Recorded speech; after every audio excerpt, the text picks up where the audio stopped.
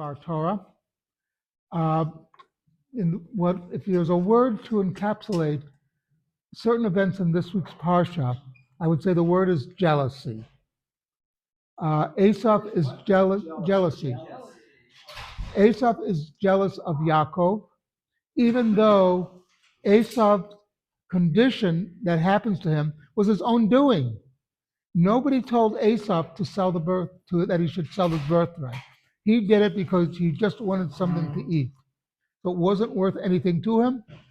What happens to him, it's because of what he did.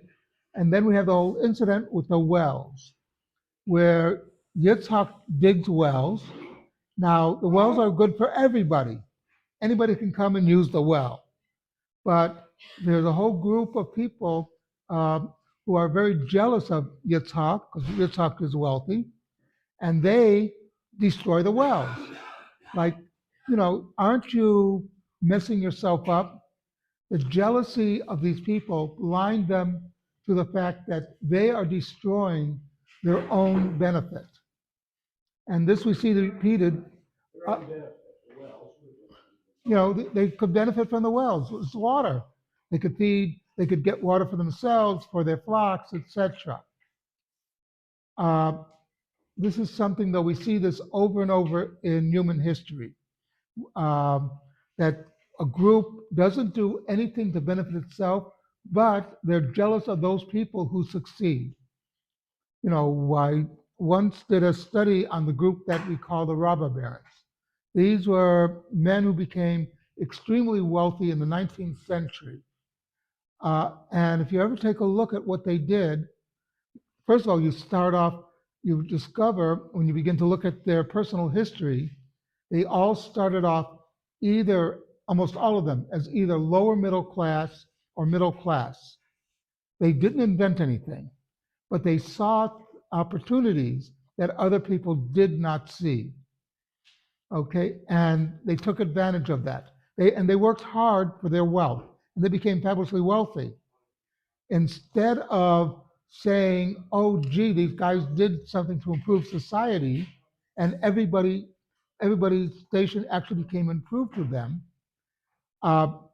people got jealous, would attack them, etc. One of the interesting things, there's a song, "The rich get richer and the poor get poorer," is actually wrong. When the rich get richer, those around them get richer. They hire people, and a lot of other people get money. When in order for the people to be raised, you need someone to give them a job. You won't get a job from a poor person. You'll get a job from a wealthy person who needs you to do something. And this is one of the things that we have to learn. And we see this, by the way, not just on an economic level, which is a silly economic level of is wealthy, B doesn't have any money, therefore A got his money because B doesn't have money. That's not how it works. But we also see this on a national level. We can tax the rich as long as we tax everybody. But the point I'm making, though, is that on a national level, when Israel left Gaza, they left Gaza with the means to create a viable economic situation. They left the greenhouses in Gaza under the Jews was actually selling flowers to Europe. They was a very productive area. And what did the Hamas and the Gazans do with all this great stuff? Instead of building a great society, they destroyed them and they made themselves poor. And then they're jealous. Oh, the Jews have all the money. Excuse me, but you could have had money too if you chose to use it properly. And that's what the Torah is coming to teach us, is that we have to recognize that a lot of people become wealthy because of hard work. Something to think about. Kaddish Rabbanim.